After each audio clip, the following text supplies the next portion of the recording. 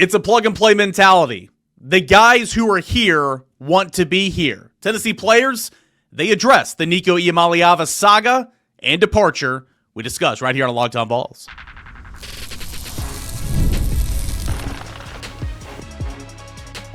You are Locked On Vols, your daily podcast on the Tennessee Volunteers. Part of the Locked On Podcast Network, your team every day. Hey, good Monday morning, everybody. Welcome into Locked On Vols. It is a new week. How about making it a good week? How about making it a great week? Because if you're just joining us, welcome to hell. No, all jokes aside, I know there's kids in the car, and I apologize, but it's not been a fun weekend for the most part, and then it turned into a very unified, prideful fan base, appreciative fan base, rallying fan base, and, by Saturday afternoon, it felt like, this Tennessee group, this Tennessee fan base was one, and that's awesome, and that's kind of where we are at the time of this recording, and that's great, and that's awesome, but there's just, again, so many different layers, and there's so many avenues to go from here now that Tennessee starting quarterback Nico Iamaleava no longer with the program. Tennessee is moving on. Josh Heupel addressed it to the media yesterday.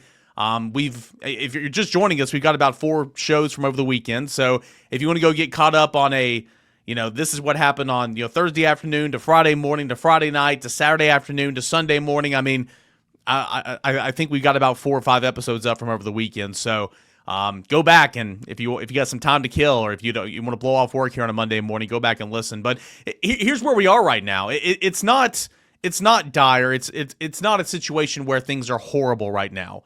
Because again, for reasons I just mentioned, I think the fans have rallied, and I think it's not all kumbaya. It's kumbaya right now, but we know we're not gonna be on this mountaintop for long, right? I mean, Brent Hubbs wrote a story over at VolQuest.com Monday morning or Sunday morning saying, okay, Iamaleava's gone now. This weekend's been about Nico. Now the next 100 and what odd days until the opener is going to be about who's going to be the next quarterback. And that's kind of where this show's going to be going over the next couple of months, obviously. So, but I did want to continue as we continue to wrap layers upon layers of this saga. Tennessee players spoke to the media for the first time on Saturday afternoon. What did they have to say about it? We'll finally get some orange and white notes here in segment number 2 of the show, and then kind of a full circle moment regarding Nico in segment number 3. So that's kind of where we are, and I appreciate you guys tuning in and hanging out with us here. When breaking, I mean, I'm already like 3 minutes into the show, and if my channel manager is listening or they're doing a show audit right now, I mean, I'm going to get lit up for not getting to the point, and I hear you. But when it's breaking news to this magnitude, and when there's so many things going on and on and on, it's just kind of scatterbrained a little bit, and there's human moments in this, and that's kind of where we are. And so let's go to Saturday afternoon after the Orange and White game. Again, I'll get into some Orange and White game notes, and this episode is brought to you in part by our friends over Monarch Money. Take control of your finances with Monarch Money. Use promo code LOCKEDONCollege at monarchmoney.com for 50% off your first year. We got mailbag edition of the show. I know you guys have a whole lot of questions, so please, please, please get in your questions, comments, concerns at _Caner and at Locked On Vols as well. Tennessee players spoke to the media. Miles Kitselman. I thought it was a great move by Bill Martin and the Tennessee football SID department. Fantastic move. You put the 2 quarterbacks out there, okay, because they are the most affected by this right now. You put 2 veteran captain-like leaders. Tennessee doesn't have 4, even kill captains. They have a player committee type deal, and they have rotating captains. That's how we did it to Carson Newman back in the day. What up, Uncle Rico? If you're new to the show, that's a joke I like to tell myself whenever I talk about back forever ago when I played Division II football. Yes, Division II football. Arion Carter was put out there to the media. Miles Kitselman was put out there to the media. Those 2 guys didn't play in the spring game, along with about 45 others.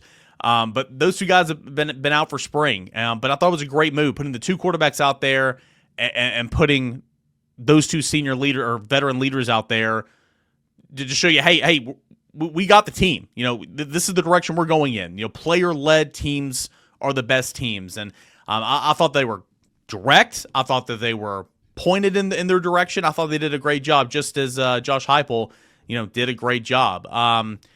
You've got Arion Carter when asked about the Nico Iamaleava and how it, impacts the defensive side of the football. Said at the end of the day, I feel like we have 2 individuals here, in George McIntyre and Jake Merklinger, who can sling it. They've managed the game very well. They played at a very high clip. They've got high standards. We really Don't really go into the specifics of details, but individually with Nico, wish him the best wherever he goes. That's my brother forever. At the end of the day, next man up mentality. I feel like whoever steps into the position is going to be able to ball out. I do my due diligence as a leader, not only with this team on this defense to make sure those two are well prepared to go out there and play on Saturdays, and we'll make sure that they are doing that. Miles Kitselman was asked about kind of rallying the offensive side of the football. He said, I thought this is a great quote. Quote, obviously, I'm old. I'm really old, but I've been a part of some really talented teams that haven't won a whole lot because they were individuals on those teams. Quite frankly, there's no other group that I would rather go to war with right now than the guys we have on this team. Just implementing that and knowing that I got their back. I don't even have to question where their mind's at right now, just day in and day out. Show them that I'm going to give them my everything for this program and for this team. He said, he was asked, how do you not allow the changing and evolving landscape of college athletics, college football to affect what you got going on right here in this team? And he said, quote, it's plug and play, man. It's plug and play. Like I said before, I've been on some talented teams that haven't won a whole lot because there are a bunch of individuals on those teams. I'm just going to say this. It's different. Our O-line is close. Our wide receivers are close. Our tight ends are close. The closest group I've ever been with. Our quarterbacks are close. This team is a team. Like I said, there's no one else I'd rather go to war with. Letting these guys know we are good with whoever they put at quarterback. We got some dogs in here. These two guys, Jake Marklinger, George McIntyre, who were sitting beside him. We have some guys that want to be here. Okay, guys that want to be here. We have guys that want to give their all. They're going to go the extra mile to do whatever they can to do to put this team in best opportunity to win on Saturdays. Again, they got a lot of quotes and the video's up. You can go check it out at volquest.com or wherever. I mean, it's up pretty much everywhere. But I thought Arion Carter and Miles Kitselman did a fantastic job. I did a Sunday morning pod reacting to Josh Heupel and how he addressed the Nico situations. I thought he knocked it out of the daggum park. From a public relations standpoint, this weekend, the way the weekend ended, it could not have gotten worse for Nico Iamaleava and his camp, and it could not have gotten better for Tennessee. Again, at the end of the day, and I've had people kind of asking me on the board over VolQuest or DMing me or friends texting me or whatever, like, did it feel like Josh Heupel was kind of relieved?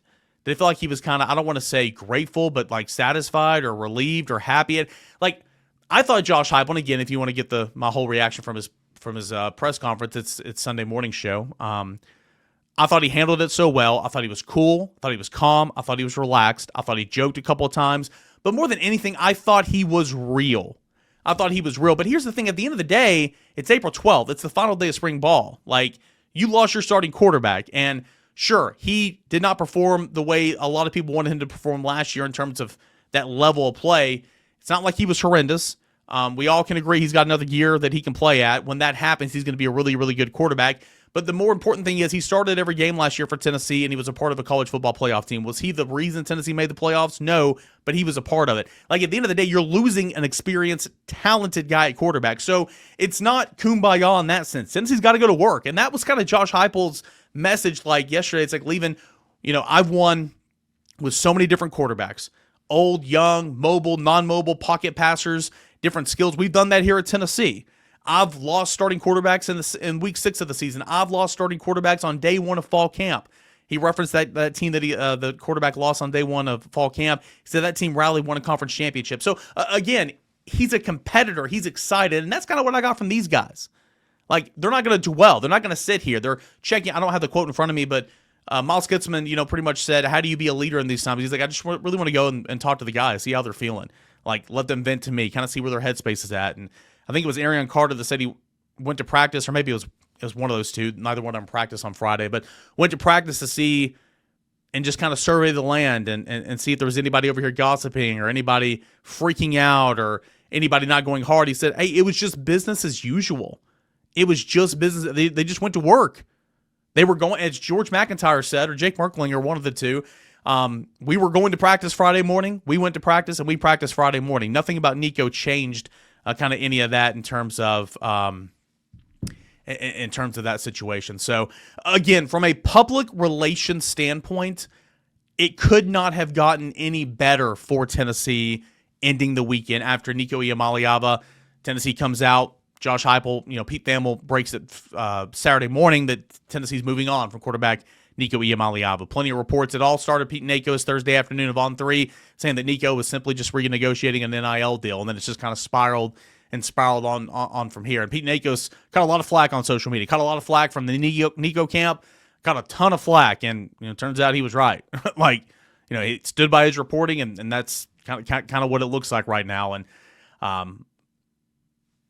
please ask me questions. There's so many things I want to say about this that I've got notes in front of me. There's just so many different avenues, and it's wild. And maybe if you guys ask me questions, it'll kind of pinpoint my mind to a certain layer of this situation. So full circle moment with Nico Iamaleava. That's coming up in segment number 3. I'll tell you what that means. But coming up next, the orange and white game. There was an orange and white game on Saturday. Did you guys know that? Well, technically it wasn't a game. It was literally just a glorified practice. What do I mean by that? Who stood out? What happened in the so-called glorified practice? All that and more. It's coming up next right here on Locked On Vols. You ever check your bank account and wonder, where did my money go? Between online shopping and dining out and entertainment, it's easy to lose track. That's where Monarch Money comes in, your personal CFO giving you full visibility and control over your finances. Monarch Money isn't just a budgeting app, it's a complete financial command center. You can track all of your accounts, investments, and spending in one place, so you stop just managing your money, you start building wealth. When I started using Monarch, I realized just how much I was spending on food delivery. Now, I budget smarter and I save more.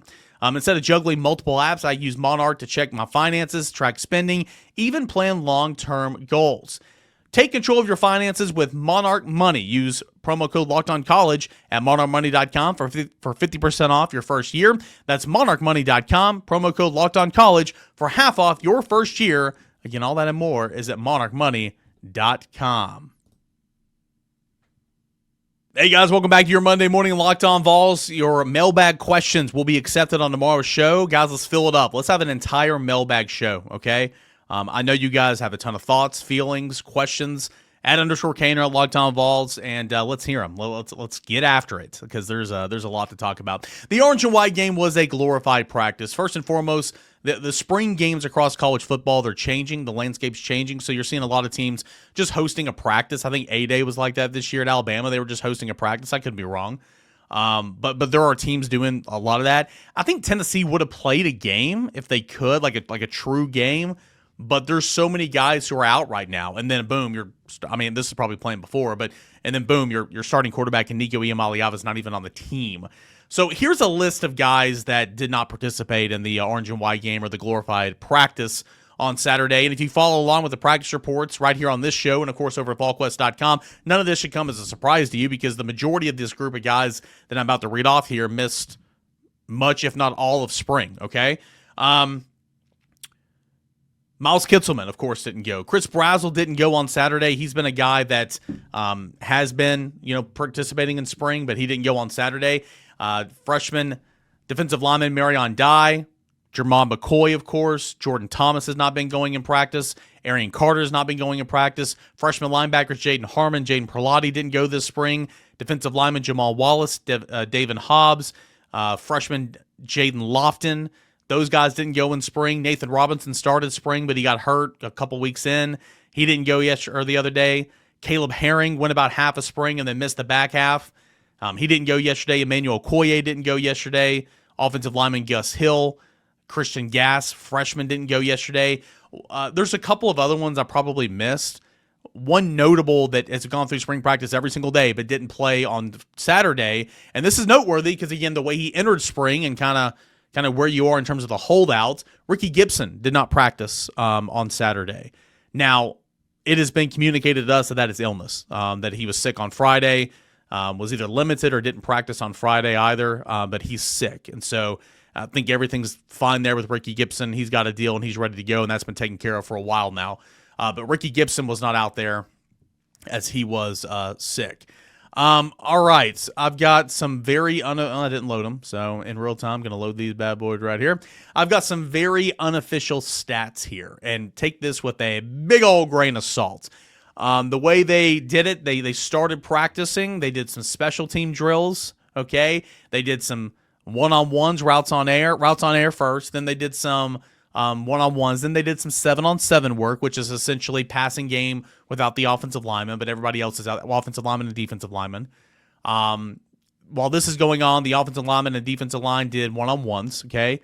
And then they came together and they did, ones versus ones, twos versus twos, threes versus threes, twos versus threes, threes versus twos, ones versus twos. I mean, they kind of mix and match a little bit. But for the first little bit, it was starting O, starting D, backup O, backup D, third string O, third string D, and kind of went after it. And remember, you just had two quarterbacks. So it's not end all be all. These stats are definitely not official. But if you're watching on YouTube, I'll flash some stats up there. Look at the quarterbacks on the right side here. Merklinger, of course, was QB1. I think that first drive, he was 1 for 5, 22 yards, had 1 yard, had a 1 rush for 7 yards. His second drive was better until he ended with an interception. And I'll say this, that was a 4th and 5 in no man's land. I don't know exactly what yard line they were on, but probably like the 45. So it was too far for a field goal, too short probably for a punt to try to pin it down there. So they went for it on 4th and 5, and it was a bad throw, don't get me wrong, but he just kind of heaved it up. And the way the play ended was it was probably the best case scenario because, again, it was an interception, got tackled inside the 20. So you're looking at a missed field goal, or you're looking at a punt that goes into the end zone and they got to take over the 20 anyway. So the end result wasn't horrible. He just kind of heaved it up there on 4th and 5. But he was 3 of 6, 34 yards prior to that. 1 of 2, 25 yards. Touchdown, I think that was to Darius Jackson. Don't quote me. Freshman wide receiver. No, that was to Jack. I don't know who that was to. I'm sorry. This is one of those things where you go and, again, I mentioned this on the show yesterday. Rob Lewis, my colleague at ballquest.com, he literally was like, I can't write 4 takes from this. I can't. And so there's no live stream, no live stats, anything like that. But Merklinger I thought was okay. George McIntyre was pretty solid. He was pretty solid now. 4 for 4 on that opening drive. 5 for 8 a couple of drives after that. 3 for 4. Had 3 TDs. I want to say all 3 of his touchdown passes were to freshman tight end Jack Van Dorselaer, which was awesome. Play action, red zone target. I noted that it's something that Josh Heupel loved to do at UCF when he got the job here at Tennessee. And he's done it at points and times this year at Tennessee, but, man, he did it a lot with Jack Van Dorselaer there in the orange and white game, him and Joey Halsley. So he obviously stood out. The thing about George McIntyre, really both of these quarterbacks, but specifically George McIntyre from Saturday, and hear me here, you can't touch the quarterback. You can't sack the quarterback. You can't hit the quarterback. So all this, again, pile of salt, grab you a handful. His mobility, his escapability, the ability to, and I said this about Nico all the time, his ability to extend plays with his legs. I was very impressed with George McIntyre in the practice on Saturday. I thought he did a heck of a job in that regard. So quarterbacks look good. Van Dorselaer was the team MVP, freshman tight end, caught 3 touchdowns. Darius Jackson finished his spring off on a high note. As you know, I mentioned he's had a fantastic spring. He caught a touchdown. Let's see here. 4 catches, 65 yards for Darius Jackson. Travis Smith, the other freshman wide receiver, had 1 catch for 22 yards. Your running backs, again, Deshaun Bishop didn't get any carries. I think Peyton Lewis was on the field, but I don't think Lewis got any carries. It was the 3s, the 4s, the 5. DeJuan Morris didn't play. He's another one I didn't mention earlier, but freshman running back Justin Baker, 34 yards off 5 carries. That was pretty solid. And then you had some walk-ons as well. So Star Thomas in there, 6 carries, 42 yards. I thought he looked pretty good. I thought he was kind of exciting. But at the end of the day, there's not a whole lot that you can kind of take away from the orange and white game because it was literally just a glorified practice. But I thought the team going out there, athletic ability. I think I heard Brent Hubb say this after the orange and white game. You look around, it's like, who made that play? Freshman. Who made that play? Freshman. Who made that play? Freshman. And that's a lot of what spring is, but I thought that was really, really cool. So, again, those are my big takeaways. There's not a lot from the orange and white game. The majority of Tennessee's guys who they're going to count on to play on Saturdays weren't even in uniform. Offensive line, the first team left to right, Lance Hurd, Wendell Moy, William Satterwhite, Sam Pendleton, and then Larry Johnson. The backup offensive line left to right was Brian Grant / Bennett Warren. I forgot who Sham at left guard. The center was Max Anderson. The right guard was Aiden Bustle, and the right tackle was David Sanders. I think David Sanders played well yesterday, and I think that he's finished spring off really, really well. Nick Moore, Jeffs County native. What up, Patriots? Snap with the third team. And it was Bennett Warren and Lance Hurd at left tackle. It was David Sanders and Larry Johnson at right tackle. So, yeah, that's kind of what it is. Jacoby Thomas had that interception of Jake Merklinger. Thought Caleb Beasley flew around. He's obviously more comfortable at safety. Played some star as well. And so I think that's going to be a really good path to the field for him. Backing up Boo Carter, who's going to be doing a little bit of everything. So, yeah, those are some of my big takeaways from the orange and white game that was nothing but a glorified scrimmage. Okay, so that's where we are right now. When we come back to finish off this Monday show, and I encourage you guys to go back and listen to all the shows over the weekend, real-time updates when it happened, and kind of seeing a every 12-hour update on what was transpiring for the Nico Iamaleava departure out of Tennessee. Full circle moment for Nico, and it's kind of interesting when you sit back here and think about that. I'm going to get into that here in segment number 3, so don't go anywhere. This is kind of interesting when you think about it. That's coming up next right here on Locked On Vols.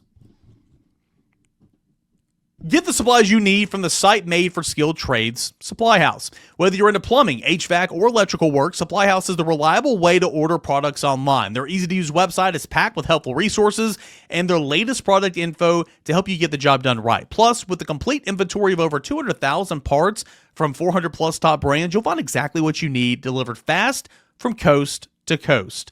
Need help with an online order? Supply House offers expert support and industry-leading services, so you'll always talk to a real person. And for the trade pros looking for the extra edge, their free Trade Master program offers exclusive perks like a dedicated phone line, free shipping, and discounts on every order. Thousands of skilled professionals are already taking advantage. Now it is your turn. Join the Trade Master program today at supplyhouse.com/TM and start ordering plumbing, HVAC, and electrical supplies with just a few clicks. Plus, use the promo code SH5 for 5% off your first order. That's promo code SH5 for 5% off your first order. That's all at supplyhouse.com. One more time, supplyhouse.com. One more segment left here on a Monday Locked On Vols. Tomorrow is a mailbag show, so get in those questions at _Caner and at Locked On Vols. All right, so if you're looking for more of an in-depth report there from the Orange and White game, Darius Jackson looked great. Jack Van Dorselaer caught 3 touchdowns. George McIntyre had 3 total touchdowns. I thought the quarterbacks were fine. I thought the young players were awesome, and that's kind of all she wrote. Went over that in segment number 2 of the glorified practice. Full circle moment. And so I mentioned on one of the shows this weekend that it's just been a little over a year when Tennessee literally went to bat for Nico in court. The NCAA trying to come in here and say it was pay for play. The attorney generals of both Tennessee and Virginia fought to get injunction and pretty much say it was on the grounds of discussing name, image, and likeness deals while on a visit or with a prospective student athlete. On the grounds of, if I'm going to get a new job, I'm not going to leave that job interview knowing if I get the job how much money I'm going to make. Why would I accept a job or deny a job if I don't know the salary, right? And that's kind of the grounds that were fought over. And that was in court like just a little over a year ago. And then now, a little over a year later, he's gone. A little over 3 years after he committed to the University of Tennessee, he's gone. A little over 2 years after he was named the number 1 overall prospect in the 2023 recruiting class by On3, he's gone from Tennessee. It stinks because, again, I think that he's got unbelievable talent. And I say it all the time, and it's the replacements quote, Shane Falco, Coach McGinty. One day, the guy you are and the guy you want to be, the guy you are and the guy you want to be, they're going to collide, and it's going to make for a hell of a football player. And at some point that's going to be Nico, right? At least that's the potential. So in that regards, it stinks because, Tennessee's probably not going to have an athletically or a, talent-wise or characteristic-wise and all that type of stuff, better quarterback. Now, you can win a whole lot of games with different styles of quarterbacks or guys who might not be as athletically gifted, but do a lot of other things well and, make the right decisions and, rally the guys around them. Again, there are so many different ways you can win games. Hendon Hooker was not as physically gifted as Joe Milton or Nico Iamaleava. And Tennessee won a whole lot of games with Hendon Hooker. So, again, I'm not saying this is the end-all, be-all, and this sucks and everything, but Tennessee's got some work to do. And Tennessee's got to find another quarterback. And real quick, before I get this full-circle moment from Nico, Josh Heupel was asked about quarterbacks in the portal, what's going to happen, and Josh Heupel pretty much paints the picture like, hey, for depth purposes, regardless, we got to find a guy. Well, we're having open tryouts right after this. Hub's already hit me about his ability to throw the ball. So, nah.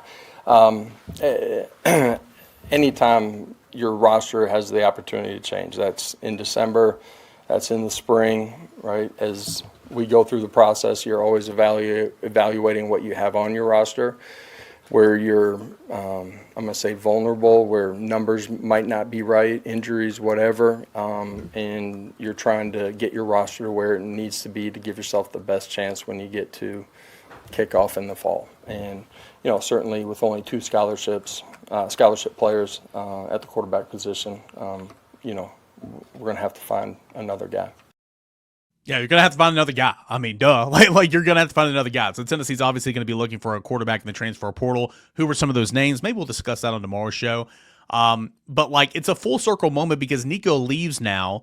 Tennessee's only got 2 scholarship quarterbacks again. None of those guys have experience. And Nico was the poster child for name, image, and likeness. He was the reported $8 million man. He was the reported doing this, doing that. He was the first big fish in the name, image, and likeness era, okay? And so Nico was the poster child, and that's a lot of the reasons why a lot of people didn't like him. A lot of people thought that he was a bust because he wasn't winning the Heisman.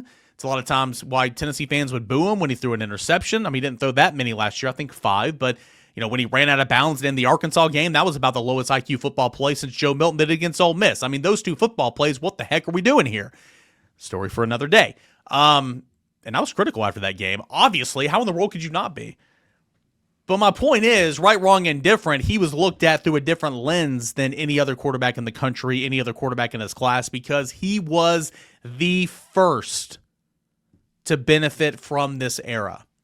And now, there's nothing wrong with he or his camp trying to go to the table to renegotiate. Now, the language on a Thursday night disputing the deal, or disputing the report from Pete Nakos, kind of bullying the reporter online. I mean, you look silly, like in my opinion, the camp, Nico Iamaleava's camp does, because showed the next day at practice. Showed. But my point is, there's nothing wrong with renegotiating a deal because since Nico has signed that deal, there are, Bryce Underwoods of the world. There's the Duke quarterback of the world. There's the Carson Becks. There's this player and that player and that player and that player, and they're making so much money. Again, it's like NFL free agency. You're resetting the market. So it is Nico and his camp's, it's Nico's God-given right to go to the table and renegotiate a new deal. I'm not bashing that whatsoever. The difference here is Nico was already making $2 million or whatever dollars. He was making a pretty penny. It'd be different if he was making $250,000. You go back and you could see that. The difference was he was already pretty well compensated. But anyway, that's beside the point. Okay, renegotiating anything is your right. You can do that. It is also Tennessee's right to say we're going to move on. And that's what it is. And how many times we sit here and watch the NFL and they're just paying these guys so much money? You're paying because you got to have a quarterback. You're drafting this guy so far in the first round because you got to have a quarterback. But I can change him. My coaching can change him. Sometimes that works, Sam Darnold. Sometimes that works for people. We see examples of that all the time. You have blind faith in tangible abilities and potential. And that's kind of where you are. But at some point, somebody's got to say enough's enough in terms of, the asking price, in terms of there's a lot of reported asking prices out there. Chris Lowe of ESPN said, the camp wanted $4 million. And if that's true, man, for Josh Heupel, Tennessee, the brass, the administration the collective to say, no, enough's enough. We're not doing that. That is a course correction. Will this be the start of a course correction for the Wild Wild West? The House settlement's still going on right now. Nothing's finalized there. All this stuff's got to go public here soon, potentially. A lot of things could be changing. So you're seeing all these quarterbacks and players around the country trying to renegotiate right now, getting in at the buzzer, essentially. But could we see this as a course correction? It is Nico's right to ask and to negotiate for a new deal. It is Tennessee's right to say, thank you, but no thank you, we're going to move on. Is this the course correction that we could see moving on in college athletics? Maybe a little bit this spring if nothing's done with the House by the time the next transfer portal window rolls around in December. potentially. It would be interesting, though, because it's kind of a full circle. Again, Nico was the poster child. Nico and his reported deal with Spire Sports Group in 2022 kind of started all this, and then maybe Tennessee's kind of mending the market back to a more reasonable and expected fair value, essentially. I don't know. I don't know what I'm trying to say here. You are worth what somebody's willing to pay you. Okay, so I'm not bashing any kid for making money. You are worth what somebody's willing to pay you. But could this course correction, what Tennessee did this weekend, saying thanks but no thanks, best of luck, we're going to move on, we're just not going to do that. Here's the line, sand, line, we're not going beyond it. Course correction. I'm interested to see where all this goes from here. Nico Iamaleava, some popular names here on the weekend, ending the weekend, heading into the new week, UCLA. West Coast makes it. Can't go SEC. USC, I don't think makes a whole lot of sense. What about Washington, Oregon? Dan Lanning's been in the news. Apparently, he tipped off Josh Heupel that Nico's camp was shopping him around. He would not comment on that Saturday after one of their spring scrimmages, but that's been reported out there. It's West Coast getting closer to home. UCLA is kind of the hot topic. If Nico does transfer to UCLA, will we get a report on how much money he's going to make? Will that course correction work? I don't know. It's going to be interesting, but no doubt about it, this is a full circle moment. All right, we're going to continue to talk about this saga. We're going to continue to look at options through the transfer portal. We're going to continue to break down Jake Merklinger and George McIntyre, who they are. We're going to revisit their recruitments. Going to look back at what they did in the orange and white game. We've got a whole lot more from this story from Nico Iamaleava, and we're going to continue to discuss this as the days go on, because since Jeremy Pruitt's firing and Josh Heupel's hiring, and since Nico's commitment that next year, there's no bigger story in Tennessee. Heck, there's not many bigger stories in college football, okay? And so we're going to do our due diligence. We're going to talk about it, react to it, and discuss it. But I want to hear from you. Questions, comments, concerns. I know a lot of you guys are angry. I know a lot of you guys have questions. I know a lot of you guys are kind of melancholy. I know a lot of you guys have a lot of pride right now, and gals have a lot of pride right now for your university. I want to hear it. At _Kaner at Locked On Vols. Let me know in the YouTube section as well. If there were 200 plus comments in the YouTube section, like there have been on these episodes here recently, I'm sure I'll miss some, but I thank you guys so much for joining us here on Locked On Vols. We'll be back tomorrow, guys. Appreciate you. Have a great Monday. Enjoy it, and let's make this the best week possible. This is Locked On Vols.